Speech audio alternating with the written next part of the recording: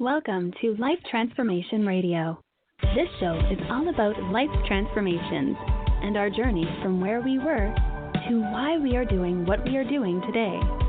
We will discuss the hiccups, the roller coasters, and the blood, sweat, and tears that has been poured out while discovering our purpose.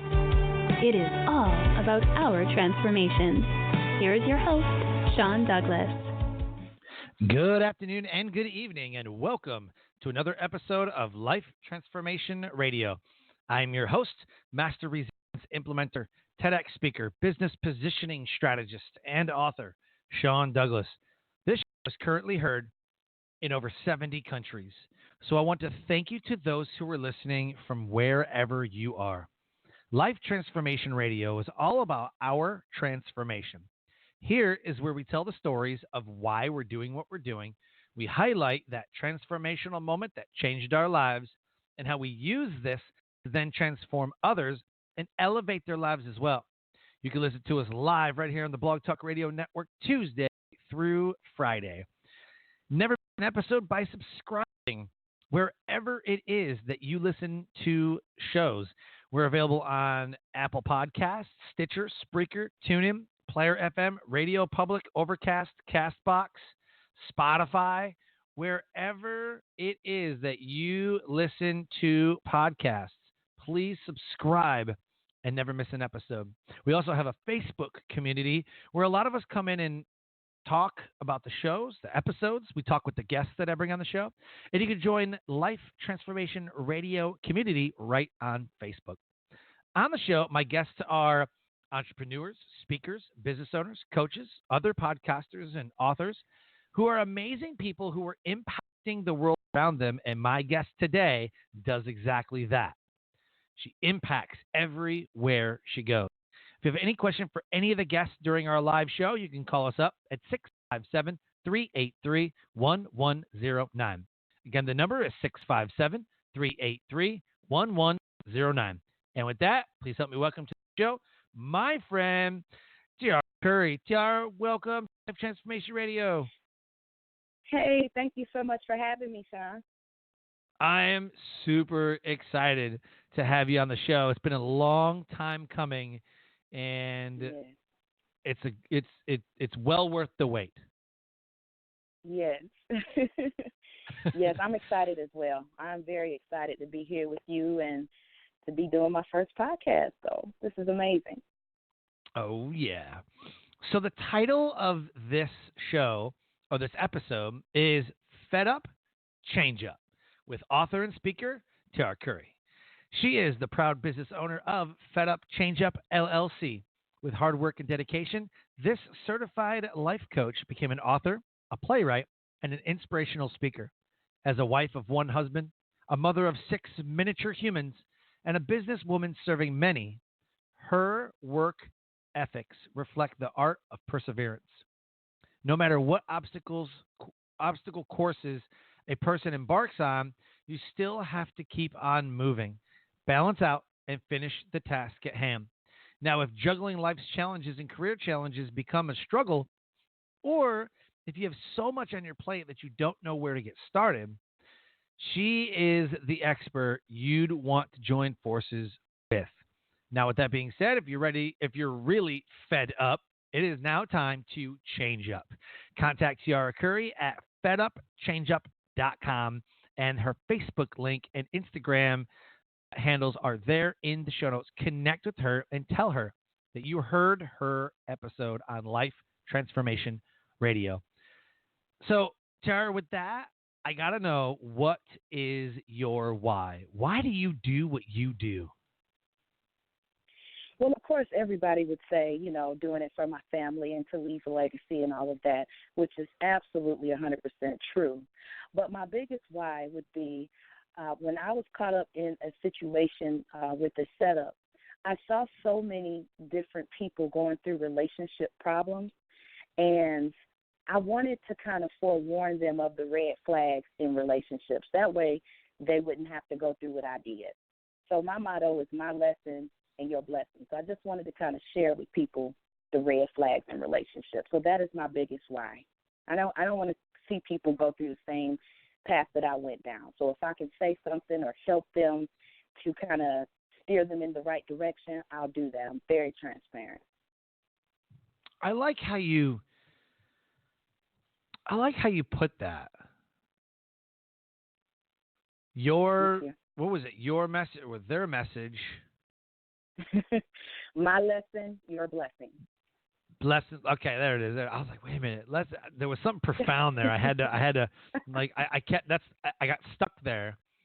I mean, I heard everything else that you said, but I got stuck there, and I was like, wait a minute. That's a big one. That's a big one. Your lesson, and then their blessing. Exactly. My lesson, your blessing. So basically, I went through it that. so that you wouldn't have to. Yeah. So basically, I went through these struggles so that you wouldn't have to. I wish every teenager thought that. Yeah. Right. You know. Yeah, like if it's everybody, like when you're growing up. I'm just looking at my 16-year-old. I'm just like, oh, jeez. Hey, boy, I did the same stupid stuff, so don't do that. Whatever, Dad. Exactly. Whatever, Dad. I'm like, son, I've been there. I've done that. I got the T-shirt. Don't do that. Oh, whatever, Dad. It's different. Just ask your Nana. Ask your Nana. Because Nana will say that it's not any different. And Nana will thank me for not teaching you. Exactly. It's not different. It's the same stuff, just a new year, presented in different ways. But it's really the same core. I am just so surprised. You know how many conversations I have with my mom? We sitting at the table. Mm-hmm. Just kind of talking, like, how's life, and, whatever. And then something comes up, like my kids will inevitably say something dumb or, like, out of turn or something. Like, why? Like, that doesn't even make any sense. Like, what did you say? Or he'll act stupid or something. And, my mom's like, what's wrong with you? Like, don't do that. Like, chewing on random stuff. Like, what are you doing? I'm like, Mom, I'm so glad I didn't do that as a kid. She goes, oh, my God, you were so stupid as a kid. Whatever, Mom. I wasn't bad. I wasn't like that. She goes, worse. You were so worse. It was like, it's so funny that I never remember. The other way around. I never knew any of the stuff that took place. Like, I never did any of the stupid stuff that people do. My mom was like, no, you did it worse. You did really stupid stuff. I just remember setting my garage on fire by accident. I do remember that. I do remember setting my garage on fire by accident. That was an accident. You shouldn't leave the matches and the blowtorch so close to the wall. Like, it just shouldn't leave those things there. But, you did that? Yeah. But, I look at my kid. I'm like, there's no way I did that. When I was 16, there's no way I did that stuff. I was working. I had a car. I know what I was doing. Thank God that he's not doing that stuff, But there's no way I was that bad. My mom thinks otherwise.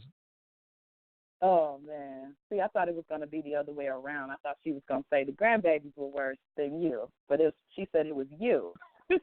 Oh, yeah. My mom used to wish hateful stuff on me. My mom would be like, I wish you had a son just like you. No. Don't put that evil on me. So I like how you said that, like, her. My lesson, your blessing. I went through it. I'm going to teach you the lesson so that you don't have to go down that road, which is great. Exactly. However, that lesson is what made you who you are. So it's almost like, do we want to really stop them from doing it? Or, like, should we give them the same lesson? Or, like, I don't know. I'm kind of conflicted on that. It's great to teach people, but are we really empowering them if we just take all the struggle away? If life was easy? I mean, are we really doing them a favor? Or is it the struggle that really defines us and really creates who we are? Well, it's two types of people that I deal with. The first type is people that have never been through anything of the such, and I kind of try to protect them from that. And then there's people that have been through it, but they're trying to find a way out. There's plenty of mistakes that people are going to make in life. So if I can help you out with one or two, then I've done my job. See, You're going to make Right. mistakes. I may tell you, like with our children, we may tell our children not to do this, not to do that. Don't date this person. Don't date that person. They're going to listen to some of it, but maybe they'll pay a little bit more attention to the red flags to prevent themselves from getting too far in, like getting in too deep. So if my job is to tell you whether you want to do it or not is up to you. So I'm pretty sure that even though with everything I'm telling them what to do and coaching and helping them, they're still going to fall and make mistakes. But, I mean, you don't have to stay there, you know. And 100%. every story, every struggle doesn't have to be like life or death. And I was literally in some life or death situations. And if somebody was wise enough, they would listen and say, you know what, okay. So now when they face it, they can say, you know, I remember that young lady who told me this. I think I'm going to take that better judgment and fall back a little bit. But you are absolutely right. That struggle, all the struggles, the foster care, the rape, the abuse, the parents on drugs, all of that made me who I am today. The marriage that almost failed, the 6 children. If I could go back and do some things differently, absolutely. Absolutely. But I'm still counting it all as joy, and I'm still grateful because it did make me who I am today, and that is the core why of Set Up, Change Up. So I'm appreciative, the good and bad. I'm appreciative of it. Good. I like that. Awesome. Great answer. So let's talk about those moments. Thank you. We need to talk about the moments that define us and the lessons that we learn along the way. What is a transformational moment happened in your life, which then put you on the path to what you're doing today? All right. So here's the thing. I was a teenager. I love when stories start off like that. I just want you to know that. I don't want to really interrupt you, but I'm like, I'm pumped right now because I already kind of know your story, and I'm like, yeah, she's gonna get into her story. It's so good. But when you preface it with, so what had happened was, or okay, here's the thing. Okay, check this out. It's usually what happens when you're like, Mom, don't freak out, but just listen. You're like, yes, exactly. Oh my God, like yes. I love that you teed it up like that. Okay, look, here's what happened. Yes, exactly. I'm getting ready to go in. Okay? Here we go. So I'm going in, man. I'm pumped too.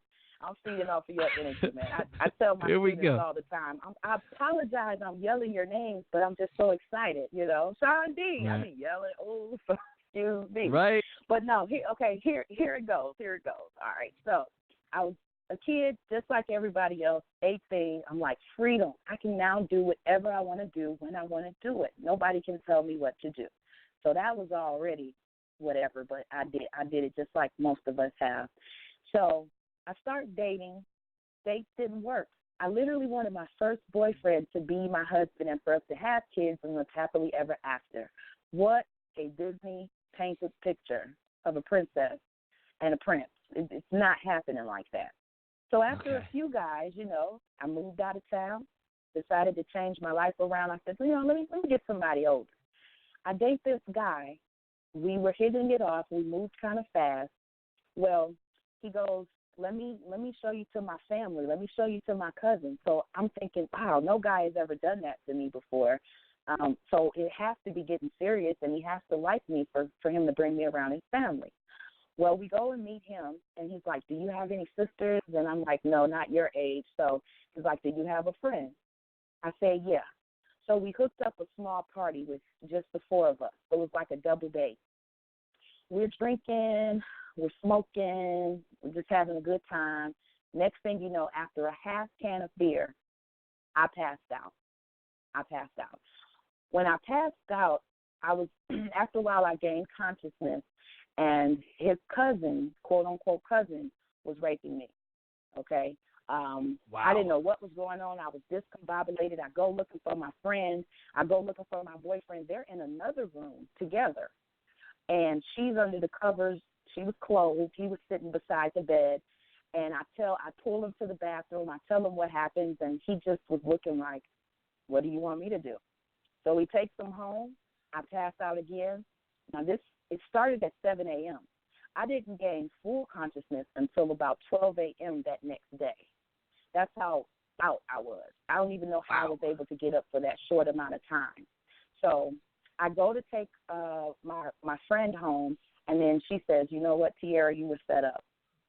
She says, you were set up. And I'm like, I just was trying to piece everything together. So I went into depression. I stayed at home, called off work. I said, I'm in a crisis. And I wasn't going to say anything.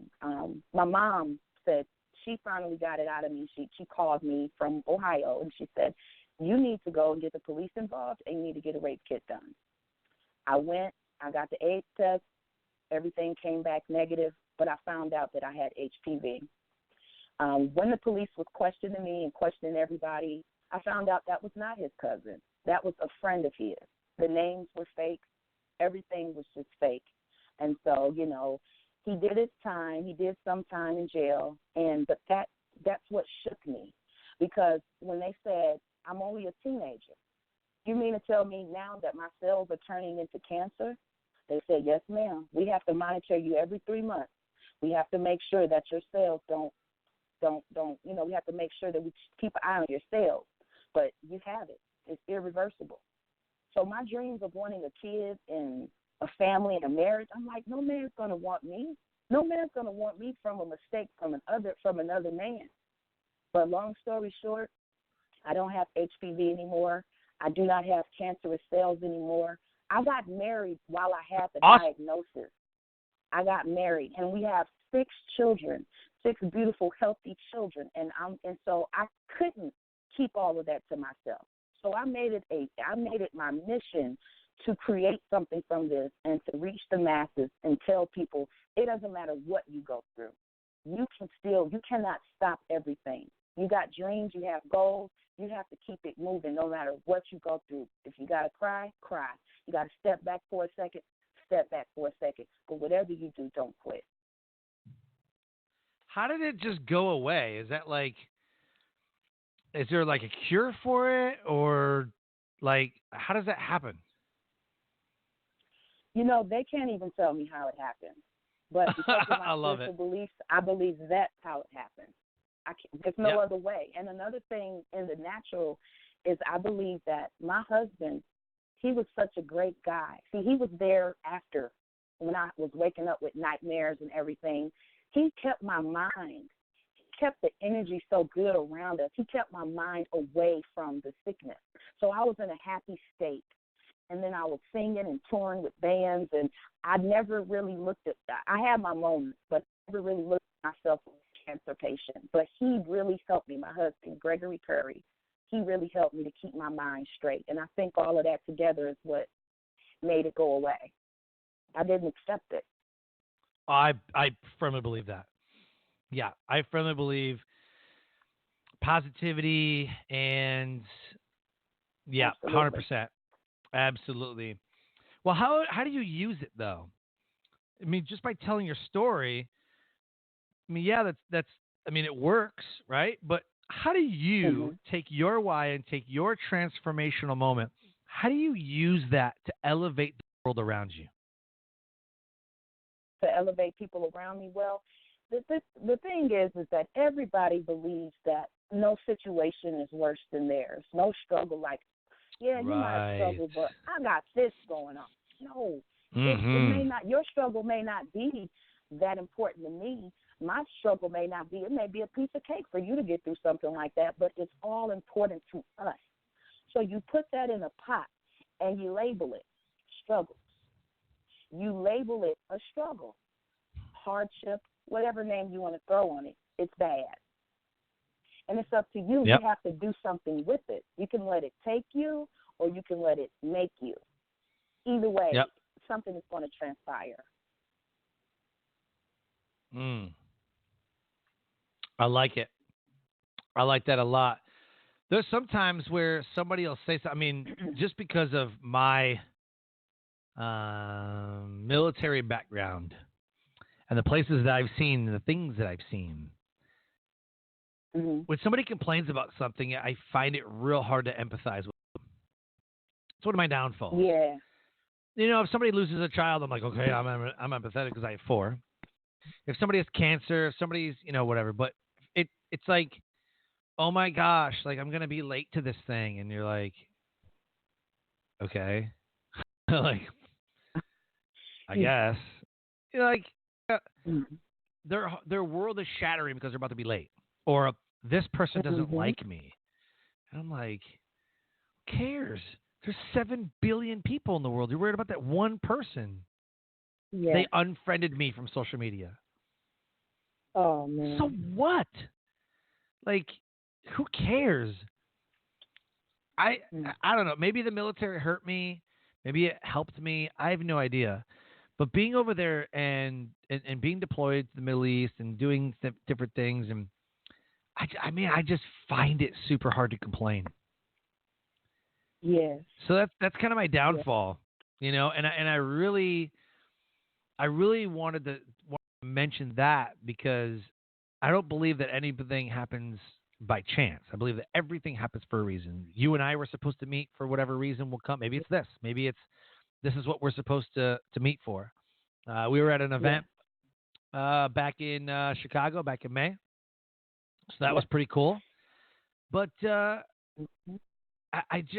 what can I learn from this? Is really like every situation that happens. What can I learn from it? Mm-hmm. Everything that happens to you has a meaning, and you are the only person that can assign meaning to that.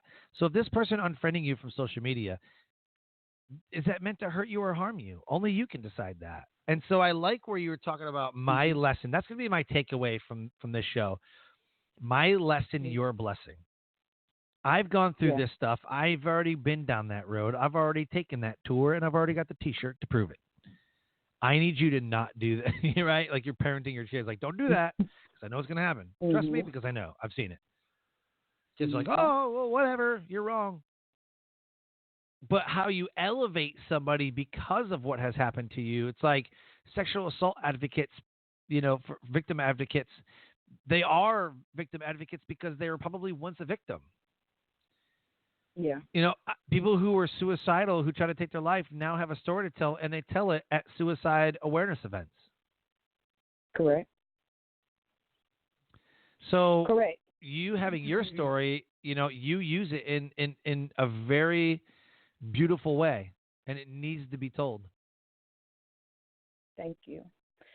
Yeah, Sean, I'm kind of like you on that. I've never went through military, obviously, but I've been through some things, hard things that children and even adults should not have had to go through. And Yep. I'm a firm believer in you cannot let something that someone else did keep you from living your greatest life. What kind of gets on my nerves is, and I know this is sensitive to some people, but they might say, well, I grew up without a father. If my father was there, I wouldn't be such a bad father.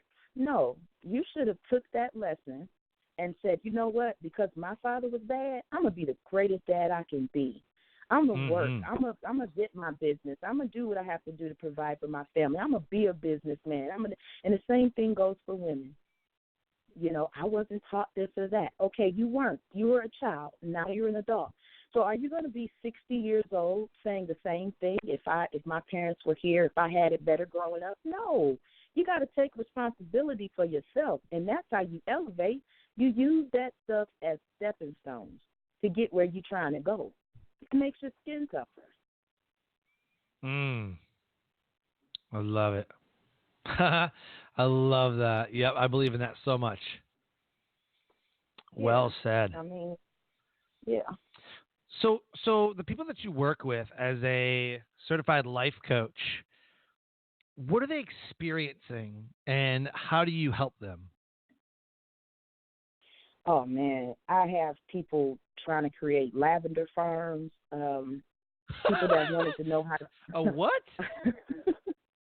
Yeah. like Lavender an farm. actual flower, like lavender, like. No, I don't want to raise An corn in a actual farm. I just want lavender. a lavender farm. Let me tell you, I had no idea about lavender till I started working with this client. But now I know so much about it. So I That's literally so become a tool of awesome. research. Yeah, like Sean, they have lavender festivals where everything is lavender. Lavender beer, Oh my lavender god. honey, lavender food. Oh Every my part of the lavender gosh. stem can be used. Every part of it. But she's going to use that to donate to, to people in need. And I think it's an awesome idea. So whether it's legal matters, being a better person, or starting up a business, I become a tool, even ghostwriting. I become a tool of resource for them, and I help Wow. take some of the burden. I help take some of the burden off of them.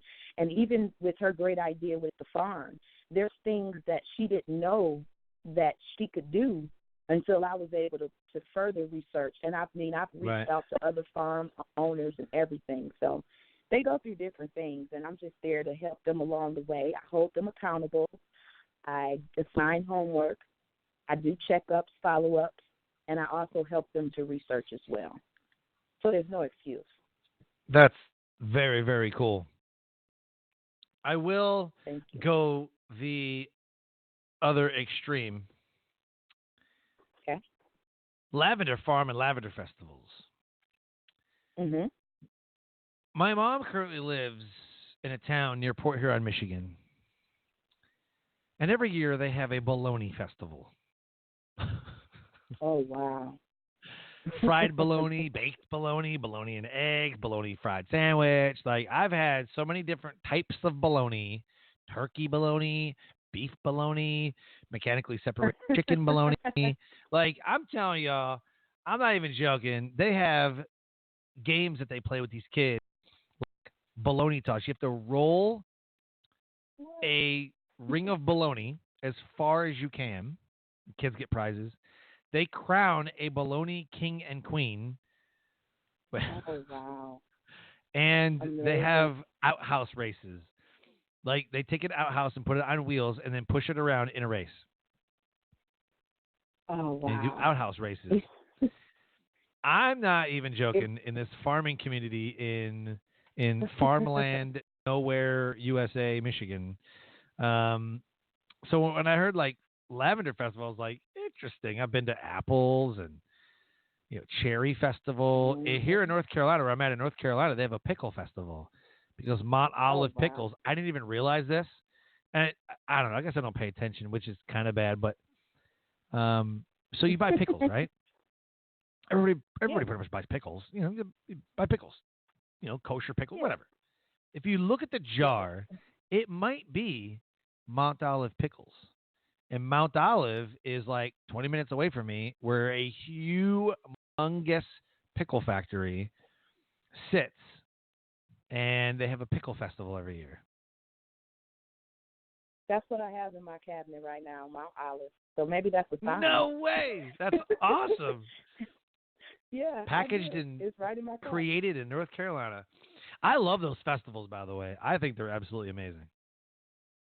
Yeah, they have it's so much lavender can do from therapy to eating. They have lavender balls you can put in the dryer to help dry your Yep. clothes faster. All kind of Oh stuff, yeah, man. It's really cool. I like that a lot. I like that a lot. Talk to me about fed up, change up. What's the premise behind? I mean, I get it. If you're fed up, you got to change. We talked about this before, but let the listeners know, for those that are listening right now, if you're fed up, you need to change up. But what does that mean, though? So imagine your friend. He's dating this new girl, and you do not like her. You see that she's flirtatious with everybody. She's grabbing numbers behind his back. He's working like a slave, and she's sitting on her rump roast all day. You just don't like her. Like, she's not adding value to your friend's life. And you tell your friend, let's just call him Jim. Jim, man, I don't know about her, man. She's not doing anything. She's not adding value to your life. Jim's going to be like, yeah, well, He's going to go home. He's going to continue to make love to her. He's going to continue taking her to shopping sprees, turning his checks over to her, and probably eventually marry her. But right before they get married, Jim decides, you know what? this girl, she is costing me way too much of my time, money, resources, and she doesn't really believe in what I do. I got to leave her, so I'm gone. Meanwhile, you've been trying to preach this to Jim for the last 2 and 3 years. So when he got fed up, that's when he changed. So my thing is, you can talk to somebody till they're blue in the face. But if they really want to change, they have to change within themselves. It starts with you, not your mom, dad, friends, spouse. The change starts with you. And that's how I got it. I would talk on the phone to my friend every weekend. She would call me 6 hours on the phone. I think he's doing this. I think he's doing that. And I would pour from my heart for 6 hours. I would tell her stuff that I would tell my own daughter. She went back. She stayed with him every time. And I said, you know what? I can't keep doing this because I could be doing other things with my time. She's not going to change until she had enough. And she finally did. So that goes with everything. You put a post up right now. Oh, I'm going to do a free show. Y'all can, I'm going to be giving away this and that. Let you mention price. People are going to start bagging up. Like, yeah, at first they were so down and pumped and ready to go, but they weren't serious about it. When they are, they'll buy your book, no BS. They'll sign up with you, but they have to be ready to change. They have to be fed up. So can't you sell them into Indian programs? And I don't think they necessarily have to be. That's great that they are, but isn't that your job to get them to be fed up, or are you saying that your target market are people who are really, really at the end of their rope? Like, I have to, this has to happen. I cannot go the way that my life is going. My preference is to deal with people that are serious about their future. I have different programs, like for book writers and those who need 8-week coaching. You may not need that. You may need a week with me. You may need 2 weeks. You may just need a one-on-one. So I break the levels down. But really, I prefer to deal with people. Like, you have to have something for me to work with. It has to be some type of drive going on, because my job is not to try to pump you up. Like, I have to have something initially to work with. So, like, everybody is not my assignment. I accept that. I met a young lady. She was ready to go. She said she's young, and I said, okay, let me take your number. Well, I called her. She told me she is fine with working at the gas station. She has no desire to be anything because she doesn't know what she wants to be. Of course, I said, well, let me try to help you to figure that out. And she said, no, I'm just fine. Like my mom said, I just want to get a 401k and retire, and, I'll be working here at the gas station. It was dead. It was nothing I could do. But you give me somebody that says, I don't know exactly what I want to be, but I know I have a purpose. I know it's something. Give me that before you give me nothing. Got it. I guess that they would call those the hot leads, right? The hot leads, like, oh, God, like, I need to work with you. Like, oh, my God. And they're like, it's a yes even before you even tell them what you're going to be selling them, That's great. Yeah. But I like how you kind of went in deeper. They may not even know what they want, but they do know one thing. They're fed up with the way their life is going. They have no idea if that program is even going to work. Your program might not even be solving their problem. They don't even know what their problem is. They just know that they're fed up.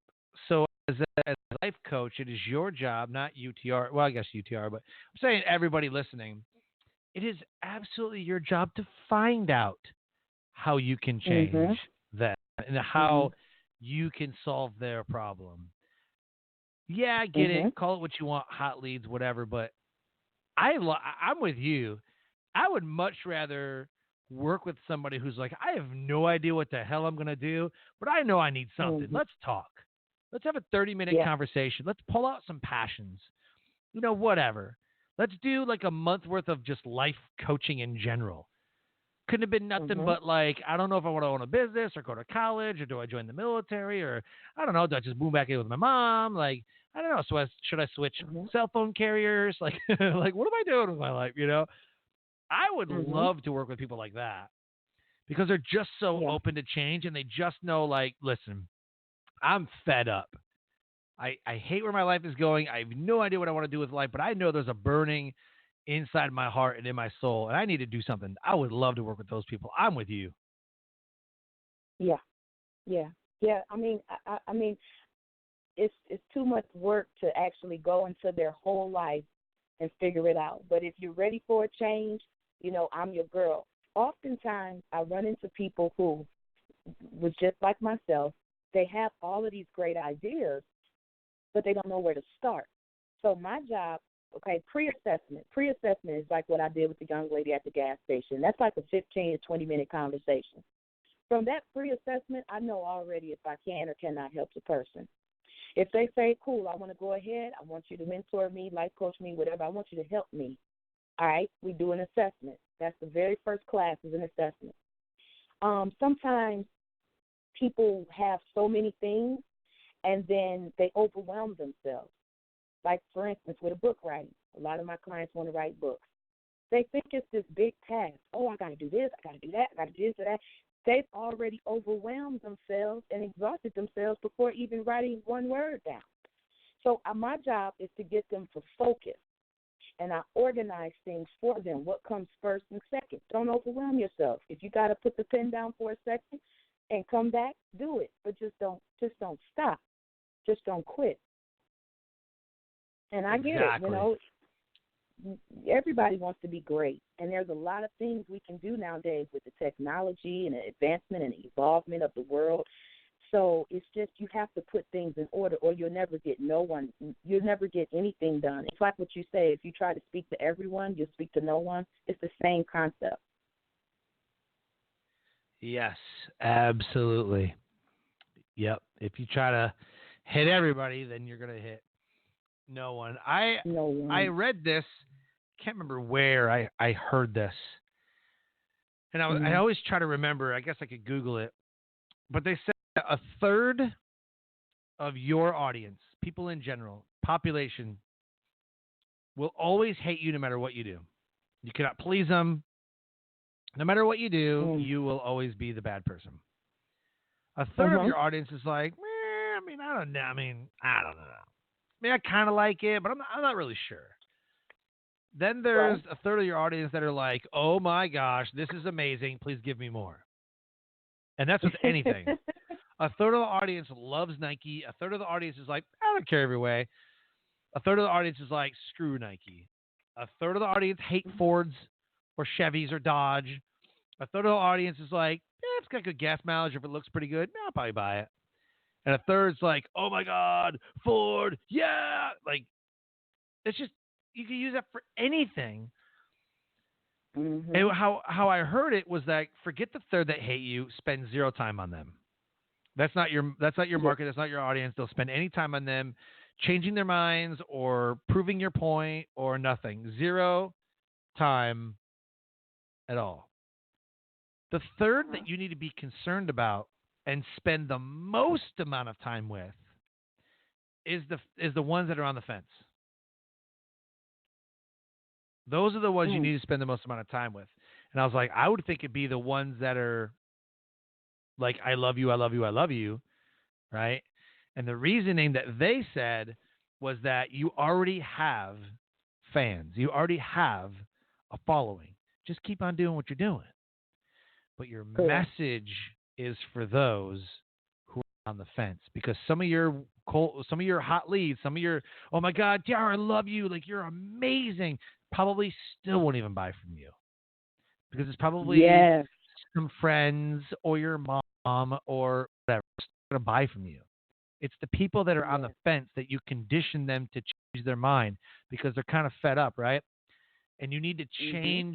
change up and get them to realize that they need you.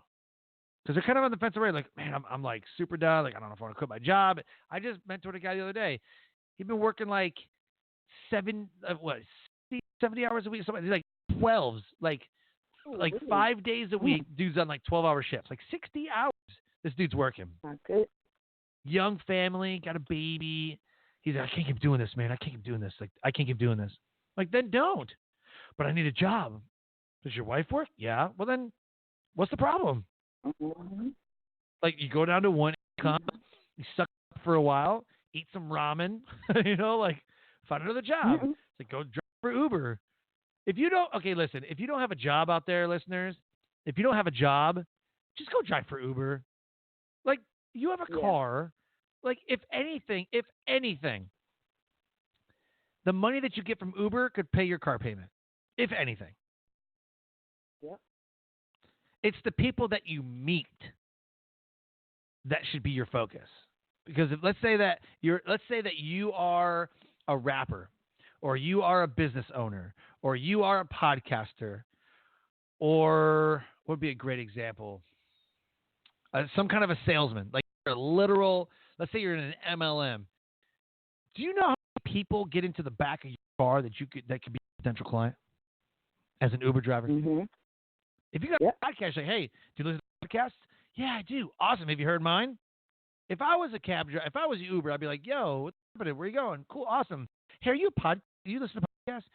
No, I don't. I'm like, oh, why not? Or I'd be like, yeah, I do. I'm like, awesome. Have you heard Life Transformation Radio? I haven't. Awesome. Let me turn it on for you. I'd be playing my own podcast in my own car, And, I mean, why and that's not? a mastermind thinking. That's a mastermind thinking right there. So you do what you have to do, and you can use it to the best of your ability. One of my clients, he works at Mattress Farm on the side, and I tell him, okay, take your books in there. You'll know when it's time to present it to certain clients, and that's what he did. He started talking about it, and he has a donation. There's a guy that does Uber. He makes so much money per year, 6 figures, from doing Uber. Uber came to his house and did an interview to see how he does it. So he's mixed in his business of photography with that. So he said every person that sits there behind in his car is a potential client. He gives them his card, he sparks up conversation, builds up rapport. Okay, next. When can we set up a time for you to shoot me? On camera, not with a gun. There you go. There you go. See? And he pulls in so much money from it. So that's, if you have to work, you're not less of a person if you have to get a job. You can look at it like, oh, I got to go in every day to pay my bills. Or you can look at it like, you know what? My job is my number one investor right now. Let it invest in your business while keeping your bills taken care of. I love it. Yep, I love that. So many people are searching for something, and they're getting fed up. Mm-hmm. So I think a better question would be, where do I find the fed up people? Where do they hang out? Where do the fed up people? Are they Googling something? If you're trying to learn something, like if you're fed up, what is your behavior? What is the behavior that you're exhibiting to get rid of that problem? And then they find you. Yep. So yeah. So let's do this. Let's do a shameless plug. I want you to plug your programs, products, services, books, whatever it is that you want the audience to know or to do. Shameless plug moment. Go. Shameless plug. Well, I have 2 books, Fed Up, Change Up. Of course, that's the beginning. Talks about the relationships and how I finally met Mr. Right. Second book, me and my husband just released. It's called Changed Up, Now What? So what do you do after the change? Those are the main 2 things. And, of course, I am a life coach, so I help people to get their lives on track. And I am also a speaker. I do events. Any events, whatever your mission is, my job is to help you execute it through my message. So you can find out anything that you need. You can find me at www.fedupchangeup.com. Fedupchangeup.com is where you can find me. Social media, Teaira Curry, Curry, on Facebook and Instagram. LinkedIn as well. Love it. Your books, they are available on Amazon? They are. They are available on Amazon. If you type in my name, Teaira, Teaira Curry, it should come up. You can also type in Fed Up, Change Up, and that'll show you both of my books. Yeah, that's where you can go. And there's also a link on my website that shows you, it directly takes you to Amazon too. Perfect. Perfect. So let's do this. Give us one nugget of knowledge that will motivate, transcend, and inspire someone to take action today. All right. Break the cycle. It's simple. You have to break the cycle. You have to get to the point to where you're tired of being in the same spot that you were last year, 10 years ago, 5 years. Break the cycle. You've seen your mom go through it, your dad, your grandparents, your friends. Be that example, okay? Don't be afraid to invest in yourself. Find a mentor. If you can't afford a mentor, you can't get a self-help book or whatever, go to the library. Look, I want you to take what you have now, whatever it is that you have, and use it. Find out how you can use it to better yourself. And if you're into helping others, what do you have now that you can use to help someone else? See, it doesn't always take big things. You can work with small things, and you can do small things in a big way. I have a show. Every Wednesday, I have a motivational show that I do where I bring on another guest on Facebook at 7:15 Eastern Standard Time. I bring them on every week. Do I have huge Paramount picture cameras in my house? No, I do not. Not at this moment. But I use my camera, and I go on. And the messages and responses are phenomenal from people that have been transformed from a message. So that's my biggest message. Break the cycle. If you're tired of it and you're truly ready for a change, you change it and use what you have to the best of your ability. Use excellence. Nailed it. Love Thank it. you. Love it. Teaira, I want to thank you so much for being an amazing guest on Life Transformation Radio. This was absolutely a phenomenal conversation. Thank you so much, Sean, for having me. Sean B., you are excellent. You are wonderful. You're always there when I call, and you have a wonderful show. And, I look forward to speaking beside you again pretty soon. Oh, for sure. For sure. That was so fun. That was a lot of fun. Yeah. Yeah. All right. So Life Transformation Radio listeners, an amazing guest who is impacting the world around her in a very big way. If you're fed up and you're ready to change, it is time now to change up. Connect with Teaira Curry at fedupchangeup.com. Fedupchangeup.com. Go to Instagram. The links are right there inside the show notes, the Instagram, the Facebook. Check it out. Connect with her. She is absolutely brilliant and is changing lives everywhere she goes. And with that, I want you to know, and I want you to live your brand. Find opportunities every day to live out the core values that you hold deep in your heart. And I call this living your brand.